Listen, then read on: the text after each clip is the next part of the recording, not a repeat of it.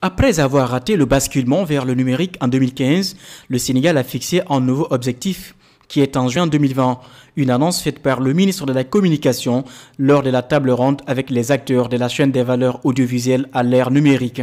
À cet effet, l'État du Sénégal se dit prêt à accompagner les médias locaux tout en mettant en place un cadre juridique, mais aussi des outils comme le Fonds d'appui et de développement. Excaf s'est engagé effectivement à basculer à partir de janvier 2020, mais bien entendu sous réserve d'un certain nombre de conditions que nous allons étudier en rapport avec le ministère. Mais je dois d'abord vous dire aussi, nous sommes en train d'évaluer même le processus, de voir où est-ce que nous en sommes, qu'est-ce qui manque et qu'est-ce qu'il faudrait faire.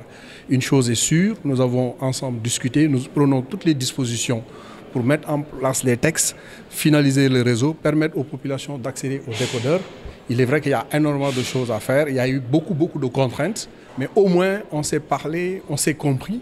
Et aujourd'hui, avec la présence du ministre qui a ouvert les travaux, qui a insisté effectivement pour que ces délais soient respectés parce que nous vivons dans un environnement où certains pays commencent à finaliser leur processus. Je donne le cas du Burkina qui a basculé alors que nous avons démarré les premiers.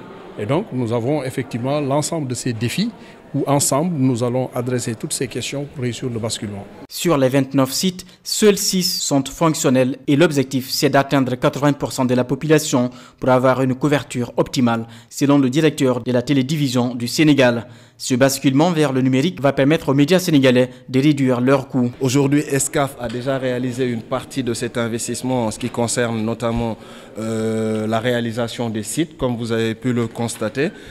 Sur le territoire national, nous parlons d'une couverture de 6 sites déjà réalisés sur les 29 sur lesquels dont on a besoin pour avoir une couverture optimale. Mais des mesures sont à prendre et sont à mettre en œuvre qui vont nous permettre d'atteindre une couverture de la population à 80% et de pouvoir de manière réalisable planifier le basculement. Aujourd'hui, le basculement et la transition analogique permet aux éditeurs de ne plus avoir à supporter les coûts de transport de leurs signaux sur le territoire national. Donc TDS, à travers l'infrastructure qu'on hérite d'une part de la RTS, parce qu'on est créé à partir des cendres de la RTS, mais aussi on hérite du réseau aujourd'hui installé par Excaf en termes de couverture nationale sur la TNT. Donc qu'est-ce que ça veut dire pour les autres télés? Ça veut dire qu'ils n'auront plus à supporter les charges qui sont liées au transport de leur signal sur l'ensemble du territoire. Ils n'auront plus à faire la maintenance et à supporter les coûts liés notamment à l'exploitation sur les sites. Et ça, c'est les impacts directs qu'ils ont en termes financiers sur leur budget. Mais selon certains patrons de presse, on ne peut pas parler de modèle économique si le basculement n'est pas effectif. Pour d'autres, c'est inadmissible d'acheter les décodeurs à 25 000 francs CFA pour suivre les chaînes sénégalaises. 2015 à aujourd'hui, il n'y a pas encore de basculement effectif. C'est pour cela que j'ai estimé nécessaire d'interpeller et Excaf et l'État, représenté par TDS, pour qu'ils nous disent à quel moment précis ce basculement va être effectif. Bon, il y a eu des discours divergents, vous les avez suivis, mais il est important qu'on dise aux Sénégalais, plus particulièrement aux éditeurs que nous sommes, quand est-ce que nous allons couvrir l'ensemble du territoire sénégalais par le biais de la TNT.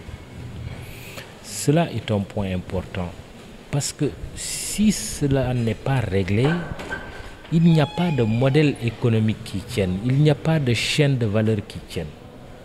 Il faut donc que ça soit clarifié.